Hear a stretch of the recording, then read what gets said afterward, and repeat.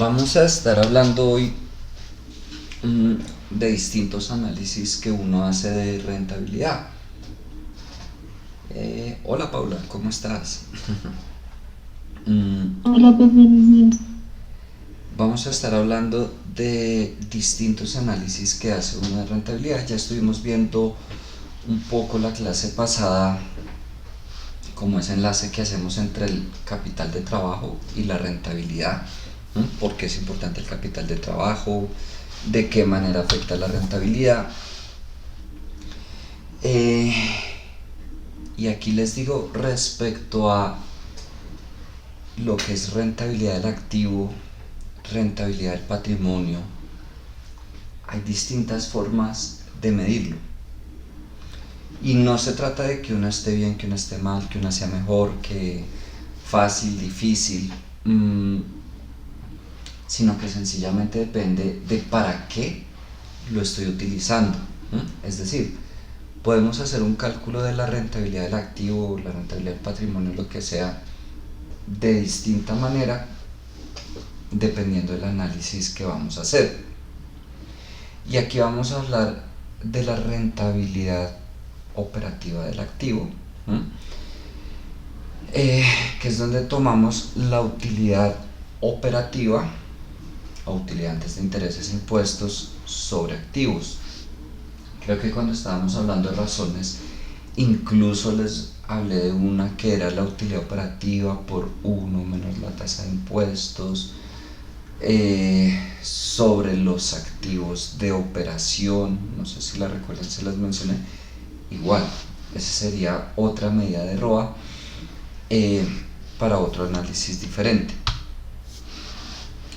Y vamos a hablar también de la rentabilidad del patrimonio antes de impuesto. Antes, cuando hallábamos la razón financiera, tomábamos en ambos, utilidad neta sobre activos, utilidad neta sobre patrimonio. Aquí ya vamos a tomar la utilidad antes de impuestos sobre patrimonio. Ojo, si yo estoy haciendo un análisis horizontal, vertical de razones, sigo trabajando utilidad neta sobre activos, utilidad neta sobre patrimonio. Pero para el análisis que vamos a hacer en este momento, si tomamos estas dos que les acabo de mostrar. Eh, ¿Qué es lo que nos van a mostrar distintas rentabilidades? Si nos vamos al estado de situación financiera, ese ROA es la tasa de interés que producen los activos, ese ROA es la tasa de interés que ganan los propietarios, y ese costo de la deuda o el porcentaje que estamos pagando por los préstamos es la tasa de interés que ganan los acreedores. Yo espero que en finanzas de largo plazo profundicen un poco en lo que es el costo de la deuda y otro concepto que ya les voy a hablar, que aunque tiene que ver un poco con el análisis que vamos a hacer, su cálculo es más de finanzas de largo plazo. Eh, dependiendo del riesgo que asume cada uno de los que están implicados acá, los propietarios, los activos de la empresa, los acreedores, hay algunos supuestos que en un escenario normal deberían cumplirse. No significa que siempre se cumplen. Y es que los propietarios deben ganar una rentabilidad mayor que el costo de la deuda. La empresa está, no sé, endeudándose al 10%, por poner un ejemplo. Y yo como propietario, colocando el dinero en la empresa, trabajando posiblemente, digo posiblemente porque no todos los propietarios se meten en el negocio, pero asumiendo un riesgo mayor que el de los acreedores. No sé, si yo llegara a ganar 8%, pues creo que la mejor decisión sería: para que me esfuerzo, para que me arriesgo de esta manera, si prestando plata puedo llegar a ganar más con menor esfuerzo, con menor riesgo. Entonces sí se espera que yo como un propietario gane más que lo que están ganando los acreedores. Los activos deben producir una rentabilidad mayor que el costo de la deuda. Devolviéndome unas clases. Dijimos que toda la inversión que hace la empresa se ve reflejada en los activos y esos activos van a generar una rentabilidad. Yo me estoy endeudando bajo el supuesto de que lo voy a invertir en activos, llámese adquirir activos fijos, financiar el capital de trabajo, entonces las cuentas por cobrar, los inventarios, lo que sea. Se espera que yo me esté endeudando para invertir el dinero. Y yo creo que en cualquier inversión se espera que gane más de lo que me está costando. Yo saco un préstamo, igual, no sé, 20% para montar un negocio. Yo esperaría que ese negocio me dé más de lo que estoy pagando, sino sencillamente pues no monte el negocio. Y la rentabilidad del patrimonio debe ser superior a la rentabilidad del activo. Dicho eso, ahí tengo representado gráficamente esos supuestos, entendiendo que esta es la rentabilidad del patrimonio, esta es la rentabilidad de los activos y este es el costo de la deuda.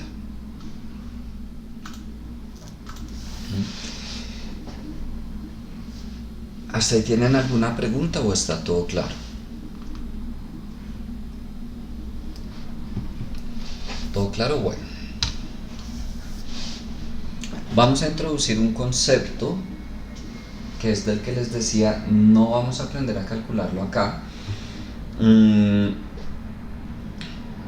Yo espero que no, estoy seguro que sí, por alguna pregunta que me hicieron este semestre. En finanzas de largo plazo ya trabajan el cálculo del costo de capital. Hay distintos cálculos. El más común es lo que se conoce como el WACC, o en español el CPPC, costo promedio ponderado de capital. Por eso es que les digo que sé que sí, porque por ahí vi que están trabajando costo promedio ponderado de capital. Apartándome del procedimiento del cálculo, ¿qué es el costo de capital? ¿Cómo lo vamos a utilizar acá? Si no lo vamos a aprender a calcular, ¿cómo lo vamos a trabajar? El costo de capital, primero, estamos asumiendo que la empresa puede conseguir recursos vía dos fuentes: o dinero de los accionistas o endeudándose con acreedores. Y ese capital, por cualquiera de los dos lados, ya sea dinero que colocaron los accionistas o dinero que adquirían préstamo, tiene un costo asociado. Ojo, no significa que porque yo puse el dinero, no sé, de pronto lo tenía en mi cuenta de ahorros y lo puse para el negocio, no significa que no tenga un costo asociado. De pronto no es tan explícito como un interés que se paga por un préstamo, pero sí hay un costo asociado.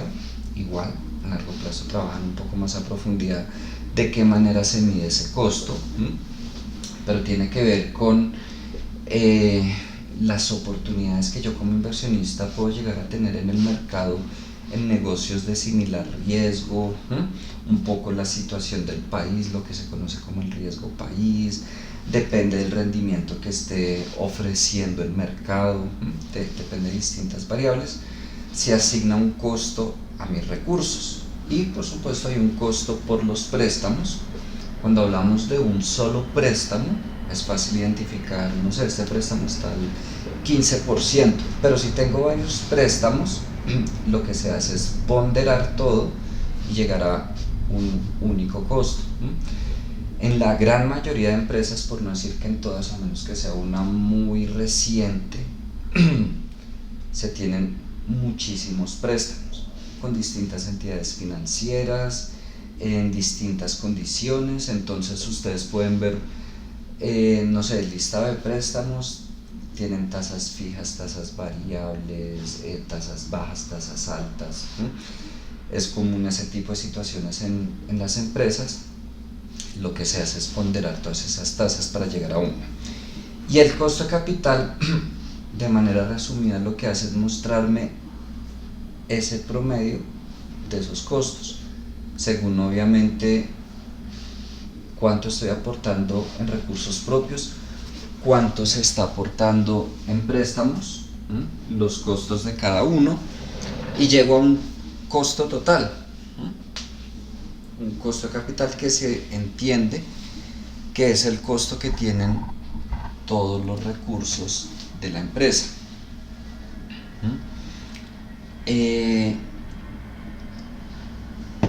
Aquí, como no lo vamos a calcular, para yo poderles preguntar, yo tengo que darles una cifra. Yo no sé si recuerdan, en matemáticas financieras principalmente, cuando hallaban valor presente neto, o de pronto algo de lo que vimos en software financiero, que uno decía a una tasa del 10%, a una tasa del 20%, lo que fuera, esa tasa a la que uno descuenta flujos de caja es lo que se conoce como el costo de capital, que ya entrados en finanzas de largo plazo, no es solo que me den la tasa, sino que tengo que calcularla. ¿Para qué se usa el costo de capital? Hablando laboralmente y académicamente, pues en donde lo verían, se utiliza para evaluar proyectos. ¿Con qué se evalúan los proyectos? Con el flujo de caja libre, y se descuentan, o sea, hay el valor presente neto de ese flujo de caja libre. ¿A qué tasa? Al costo de capital. Ustedes aquí ven formulación y evaluación de proyectos, ¿cierto? Creo que sí. Yo esperaría que esa asignatura, digo esperaría porque no tengo conocimiento cómo la manejen acá, yo esperaría que esa asignatura financieramente sea un repaso para ustedes. ¿Por qué? ¿Qué hace una en formulación y evaluación de proyectos? Por supuesto, presupuesta los estados financieros, estado de situación financiera, estado de resultados, estado de flujo efectivo. Después que tienen los estados financieros, calcula el flujo de caja libre, calcula el costo de capital, que se lo aprenderán en finanzas de largo plazo, y evalúa uno el proyecto. Pues no solo con el valor presente neto, por supuesto habrán otros indicadores que verán, apartándome lo financiero y otros aspectos que componen la formulación de un proyecto, aspectos jurídicos, bueno, aspectos técnicos, pero en lo financiero sí esperaría que fuera resumen para ustedes. ¿Para qué más se utiliza el costo de capital? Para valorar una empresa.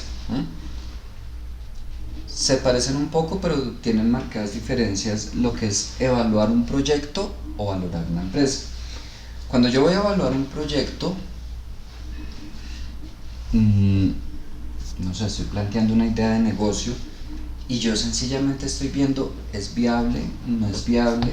Para tomar la decisión, ¿invierto? ¿No invierto?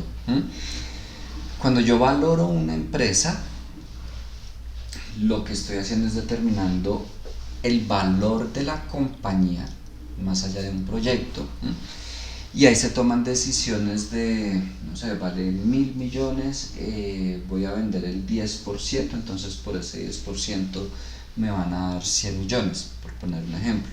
Algo de lo que veíamos en el capítulo de Shark Tank, y si ustedes han visto varios capítulos, algo de lo que se hace ahí, que se empieza esa negociación de le doy tanto por el tanto por ciento. Ahí en en vivo pues que hacen en ese reality, lo hacen por un método que se llama múltiplos de valoración, que son operaciones sencillas me refiero a una división, una multiplicación, para hallar un valor aproximado de la empresa. Pero si ya me voy a un trabajo más complejo, el método más común para valorar una empresa es por flujo de caja descontado. Se asemeja a evaluar un proyecto, es decir, igual llego a calcular el flujo de caja libre, tengo que calcular el costo de capital, pero no es solo descontar el flujo de caja libre, sino que se le adiciona otra pequeña parte. Yo no sé si aquí tengan o no alguna optativa de valoración de empresas, pero pues eso se esperaría ver ahí. Repito, no sé si la tienen o no, desconozco todo el penso. Y para calcular lo que es el valor económico agregado, que ya sería más tema de finanzas de largo plazo. Aquí les voy a mencionar, a mostrar algo de lo que es el valor económico agregado, algo muy resumido. Por supuesto se puede hacer un análisis más profundo, pero un poco para mostrar cómo vamos a usar aquí el costo de capital. Hay distintas formas de medir el valor económico agregado, y uno es la utilidad operativa después de impuestos menos los activos por el costo de capital. Si yo multiplico los activos por el costo de capital, ¿qué obtengo? Tengo que recordar que ese costo de capital es una tasa y es el costo que tienen todos los recursos de la empresa, llámese aporte de los socios o préstamos. Las inversiones que realiza la empresa, ¿en dónde se ven reflejadas? En los activos. Entonces, si yo multiplico activos por costo de capital, estoy obteniendo en dinero el costo que está asumiendo la empresa. Si yo tengo la utilidad operativa después de impuestos, estoy teniendo en dinero la utilidad que está dejando la operación de la empresa después de asumir las cargas tributarias. Eso significa que en el peor escenario yo esperaría que esa utilidad operativa después de impuestos fuera igual a los activos por el costo de capital. Ahí no se está generando ningún valor económico agregado. Pero si ese resultado es positivo, es porque la utilidad operativa es mayor que los activos por el costo de capital. ¿Qué tanto valor se está agregando? Esa diferencia. ¿Qué sucede si la utilidad operativa después de impuestos es menor? Pues estoy ganando menos de lo que estoy asumiendo en costos. Entonces ahí no sería estoy agregando valor, sino le estoy restando, estoy destruyendo valor. Otra forma de calcularlo sería los activos por la rentabilidad del activo menos el costo de capital. Ya sabemos lo que es el costo de capital. La rentabilidad del activo es lo que se esperaría que generen. Si yo hago esa resta, rentabilidad del activo menos costo de capital, me va a mostrar en porcentaje ese valor económico que se está generando. Es decir, en el peor escenario, yo esperaría que la rentabilidad del activo sea igual al costo de capital. Si es mayor, me va a generar valor. Si es menor la rentabilidad del activo, me va a destruir valor. ¿Qué tanto? Depende de los activos que tenga. Ahorita nos vamos a ir al Excel. Entonces, ya vimos algunos supuestos según el riesgo, ahora vamos a ver según el costo. La rentabilidad del patrimonio debe ser mayor al costo del patrimonio. ¿Cuál es ese costo del patrimonio? Ese costo que tiene el dinero de los accionistas. Una vez más, yo aquí en esta asignatura tendría que decirles el costo del patrimonio es de tanto por ciento. Aquí no vamos a ver el cálculo. Y es lo que se conoce como la tasa mínima requerida de rendimiento por parte de los accionistas. Una vez más, yo como accionista tengo un costo de mis recursos, no sé, 5%, yo esperaría que la rentabilidad del patrimonio sea de ahí para arriba. Entonces, aquí va otra cosa, yo no puedo generalizar para cualquier empresa que una rentabilidad del patrimonio debe ser siempre igual o mayor a tanto por ciento. Es muy subjetivo esa afirmación. Debo hacer una comparación contra qué, en este caso contra el costo del patrimonio. La rentabilidad del activo debe ser mayor al costo de capital, ya lo vimos aquí con el tema del valor económico agregado. Desafortunadamente esta es una situación que muchas veces pasa lo contrario, sobre todo en MIPYMES. Uno se va a hacer un análisis y por muchos años, pues depende del sector económico, se obtiene un costo de capital mayor a la rentabilidad del activo que están generando. Pero con unas finanzas saludables se esperaría que esa rentabilidad del activo sea mayor al costo de capital, y la rentabilidad del patrimonio debe ser superior a la rentabilidad del activo. Entonces, juntando todos los supuestos, los que vimos basados en el riesgo, basados en el costo, aquí tenemos todos esos supuestos representados. Aquí que tenemos que la rentabilidad del activo debe ser mayor al costo de capital. Y aquí junto tenemos que la tasa mínima de rendimiento requerida o el costo del patrimonio va a ser menor a la rentabilidad del patrimonio, o dicho de otra manera, la rentabilidad del patrimonio va a ser mayor a ese costo del patrimonio, y a su vez la rentabilidad del patrimonio debe ser mayor que la rentabilidad de los activos, y la rentabilidad de los activos a su vez debe ser mayor que el costo de la deuda. ¿Cómo aplicamos todo esto? Parte del análisis financiero que nosotros hacemos, ¿sí? Ya vimos que análisis horizontal, vertical, razones, identidad Dupont, capital de trabajo, bueno, todo lo que hemos visto. También es revisar si se cumplen o no se cumplen estos supuestos y qué medidas se toman. Antes de, ¿qué información puedo obtener de los estados financieros y qué información no? Costo de capital. Como dijimos, tengo que calcularlo. Hay información valiosa que puedo obtener de los estados financieros para el cálculo, pero aún así es incompleta. Necesito tener el contexto de a qué industria pertenece la empresa. Es decir, si yo les colocara un ejercicio dándoles solo cifras de los estados financieros, no hay forma de que calculen el costo de capital. Necesito saber la industria a la que pertenece, en qué país está, bueno, otra información que no vamos a trabajar acá.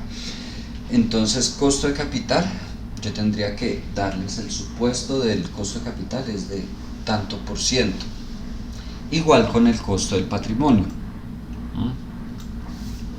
Tendría que decirles la tasa mínima de rendimiento requerida o el costo del patrimonio es de tanto por ciento. Que igual se necesita cierta información económica para el cálculo. Rentabilidad operativa de los activos.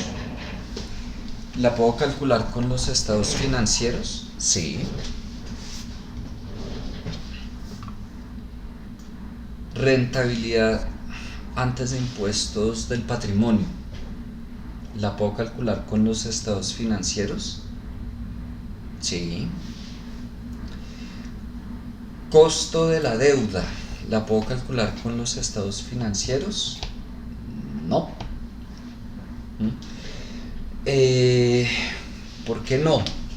¿Qué información tengo del costo de la deuda en los estados financieros? Tengo en el estado de resultados los gastos financieros,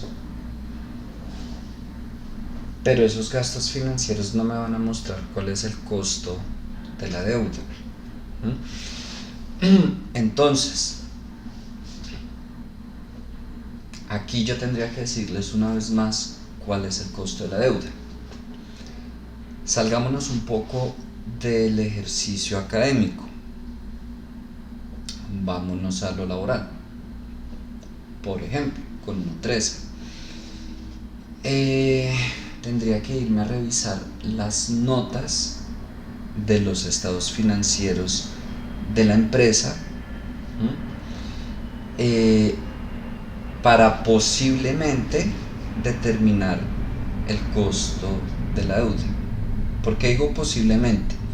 Hay empresas que efectivamente en notas está muy discriminado este préstamo con este banco por este valor a esta tasa de interés y así sucesivamente. Hay empresas, no tengo presente ahorita cómo lo tiene Nutresa, pero hay empresas del tamaño de Nutresa con operación internacional que primero no es solo un asunto de que tengo distintos préstamos en Colombia con distintos bancos a distintas tasas, sino que además tengo préstamos en otros países, en otras monedas. Entonces colocan un resumen, no se van a poner a detallar banco por banco, país por país, sino colocan en promedio. En Colombia en promedio a esta tasa, en Chile en promedio a esta tasa, en Estados Unidos en promedio a esta tasa, y ya es la única información que uno encuentra ahí. No sé si quieren ir buscando y me cuentan cómo está Nutresa, pero es común en empresas de ese tamaño y de operación internacional. Entonces yo tendría que darles esta información. Antes de seguir con las diapositivas voy a irme al Excel.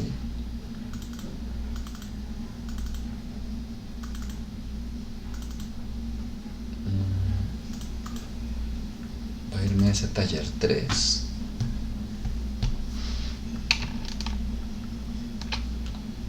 A esto que tenemos acá.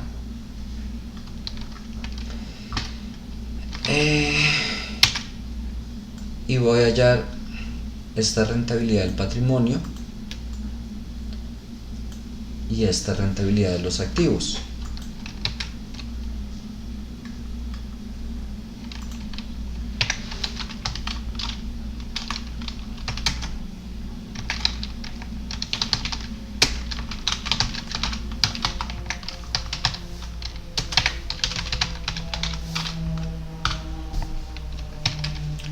Entonces, necesito la utilidad antes de impuestos sobre el patrimonio.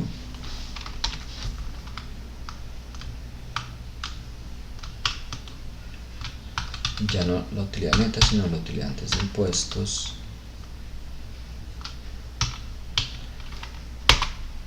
sobre el patrimonio.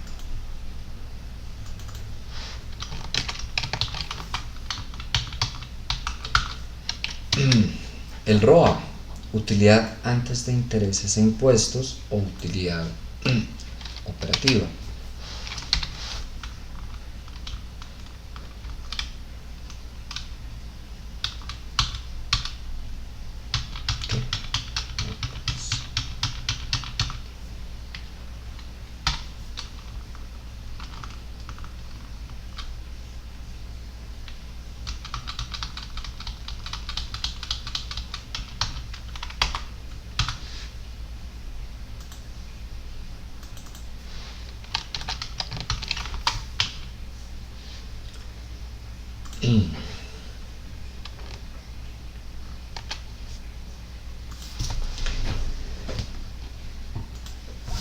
Pregunta pues de taller, de parcial, de quiz. ¿En qué año se cumple el supuesto? En este momento estoy comparando solo rentabilidad del activo y rentabilidad del patrimonio.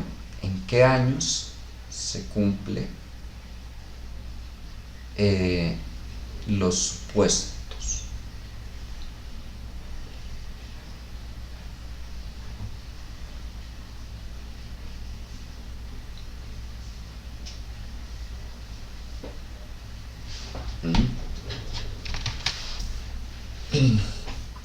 Se debería cumplir que la rentabilidad del patrimonio sea mayor que la rentabilidad de los activos.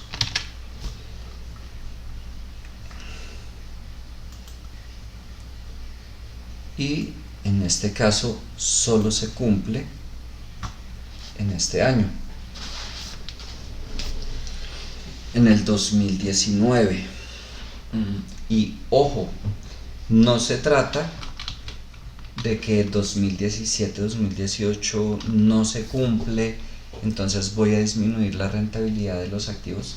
No, lo que voy a buscar es aumentar la rentabilidad del patrimonio.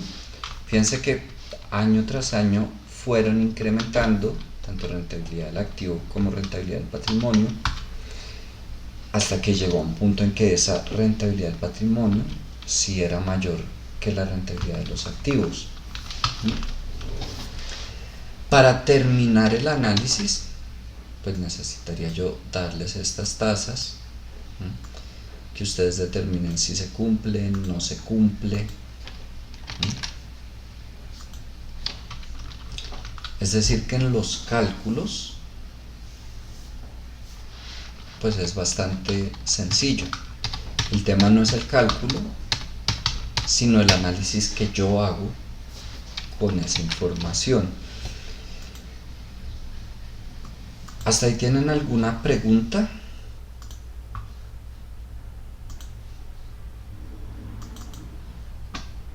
No. Bueno. Por ejemplo, hasta el segundo corte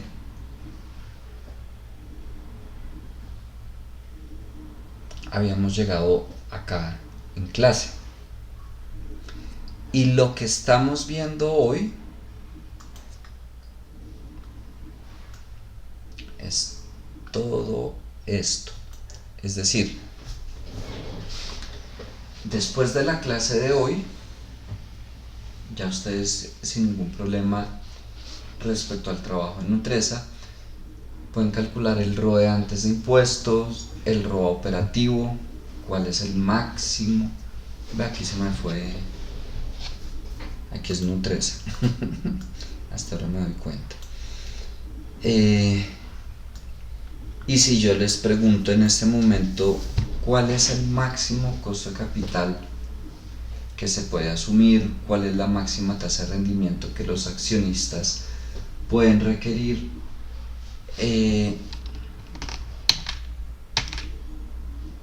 ¿qué se les ocurre? Vámonos a esta empresa, año 2019. ¿Cuál es el máximo costo de capital que esta empresa podría asumir? Basado en estos cálculos y en estos supuestos.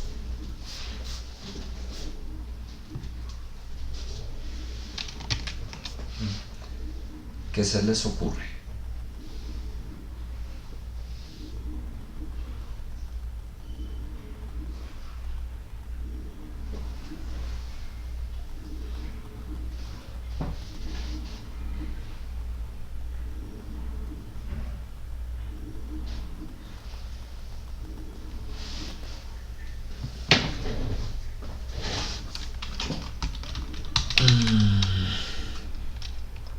Si yo tengo que la rentabilidad de los activos debe ser mayor en el peor de los escenarios, igual al costo de capital,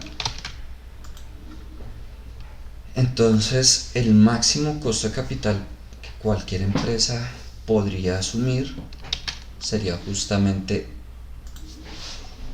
esa rentabilidad de los activos. ¿Qué sucede en la práctica? Yo primero determino el costo de capital y después en el curso es que se va dando la rentabilidad de los activos. En este momento no vamos a calcular el costo de capital, pero sí puedo tener presente, esta empresa tiene ese ROA operativo. Si yo me fuera al cálculo máximo para decir que la empresa está en una buena situación, el costo de capital de esa empresa debería ser de 9,54%.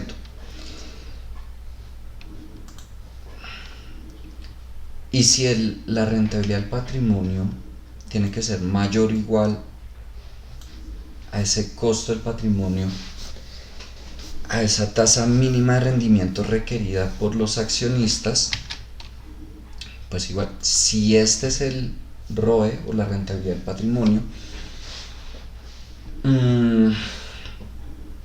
para que los accionistas estén contentos, diríamos que esa tendría que ser la máxima tasa exigida por ellos. Una vez más, primero se da que yo como inversionista asumo ese costo de mis recursos, y en el desarrollo de las operaciones de la empresa es que se da esa rentabilidad del patrimonio. Igual que con el ROA y el costo de capital. Yo no puedo calcular en este momento solo con esa información cuál es ese costo del patrimonio, pero sí puedo tener presente, bueno, estos fueron los resultados de la empresa.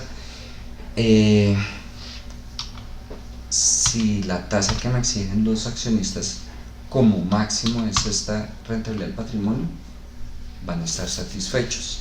Si no, pues ahí tengo problemas. Y es decir que con eso ya puedo responder estas 4 preguntas. La próxima clase seguimos con esto aquí. Me devuelvo acá.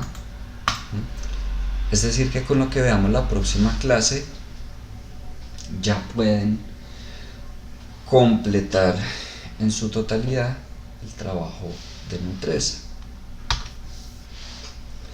Y bueno, con todo esto que vimos de que entonces el ROE ya no lo vamos a calcular como utilidad neta, ni el ROA como utilidad neta, sino vamos a utilizar la utilidad operativa, la utilidad antes de impuestos. ¿Qué sucede con esa identidad DuPont que habíamos visto?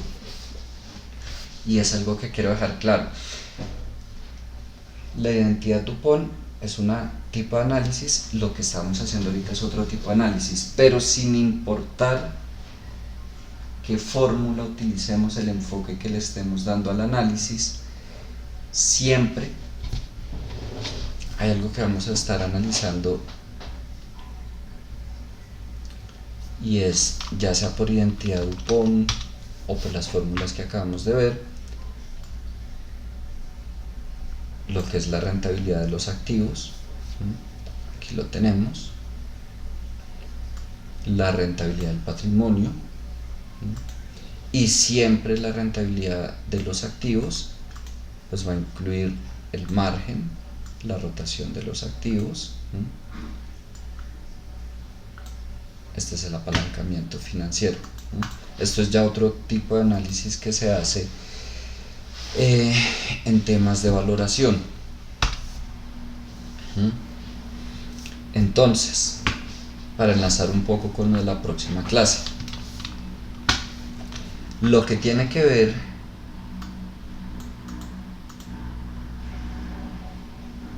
con el retorno de las actividades de operación lo vamos a ir asociando con el apalancamiento operativo, y lo que tiene que ver con el rendimiento de las operaciones financieras lo vamos a enlazar con el apalancamiento financiero. Y siempre dentro del análisis de rentabilidad que hacemos, vamos a dividirlo en esos dos: lo que tiene que ver con la operación, lo que tiene que ver con lo financiero, lo que tiene que ver con el rendimiento de los activos. Todo eso va a ser parte del rendimiento del patrimonio, para que lo tengamos presente. Ahora, no se asusten que esa fórmula no se las voy a preguntar, pero es solo para que vean, como yo les decía, hay cualquier cantidad de enfoques y asimismo de fórmulas que uno puede llegar a utilizar en el cálculo del ROE y del ROA. Ahí tenemos una fórmula de la rentabilidad del patrimonio, del ROE, incluyendo otros aspectos. Este lo uso más para temas de valoración.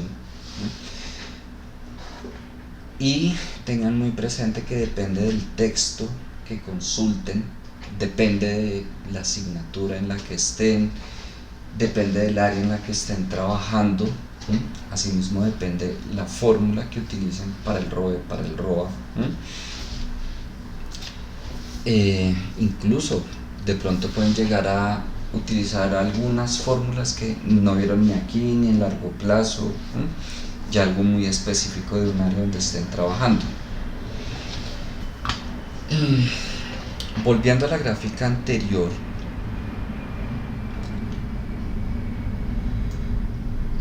¿cuáles son los inductores de valor? O mejor aún, ¿qué son los inductores de valor? Como su nombre lo indica, quizás una redundante, es lo que va a inducir, lo que va a crear valor en la empresa. Y lo vamos a resumir en lo que hemos visto en la identidad DuPont: el margen, la rotación de los activos y el apalancamiento financiero. Todas las decisiones que nosotros tomemos, si las centramos en esos tres inductores, podemos llegar a obtener resultados interesantes. ¿Qué me va a mejorar el flujo de caja libre principalmente? Ojo, no significa que sea lo único. Yo puedo tomar decisiones que afecten otras cuentas y sí puedo llegar a notar alguna mejora, alguna diferencia en el flujo de caja libre, pero si yo quiero ver algo fuerte, pues una variación que sea muy notable, voy a centrar mis esfuerzos en la rentabilidad de los activos, que lo vamos a dividir en el margen y en la rotación de los activos, es decir, en la eficiencia del manejo de los activos. Y en ese margen, entonces, no sé, ¿cómo puedo aumentar ese margen? Disminuyendo los costos, aumentando el precio, no sé, hay cualquier cantidad de decisiones que pueden conducir a mejorar ese margen y esa rotación de los activos. ¿Qué me va a mejorar la rentabilidad del accionista? Claro, pues tiene que ver con el ROA por el apalancamiento, pero me voy a centrar en ese apalancamiento financiero que ya vimos, suponiendo que ya he trabajado esa rentabilidad de los activos. Quiero mejorar esa rentabilidad del accionista, buscando aumentar ese apalancamiento, y ahí sí se va a disparar esa rentabilidad del patrimonio, no se imaginan. ¿Hasta aquí tienen alguna pregunta?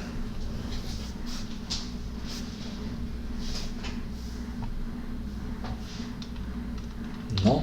Bueno, ahí les coloqué las fuentes. Este García ya lo habíamos trabajado en la clase pasada. El de Penman creo que también está en el Drive, por si a alguien le interesa.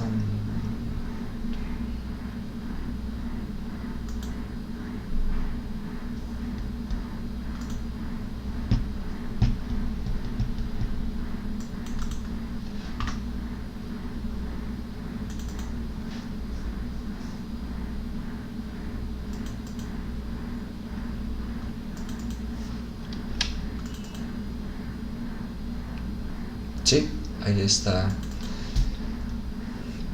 De ahí solo utilizo 2 capítulos, este es más de valoración de empresas, pero pues bueno, se los dejé completo por si acaso. ¿Qué sigue en este momento? Y no les voy a dejar taller ni vamos a hacer quiz en clase. La explicación como tal ya la terminamos. Voy a parar en este momento.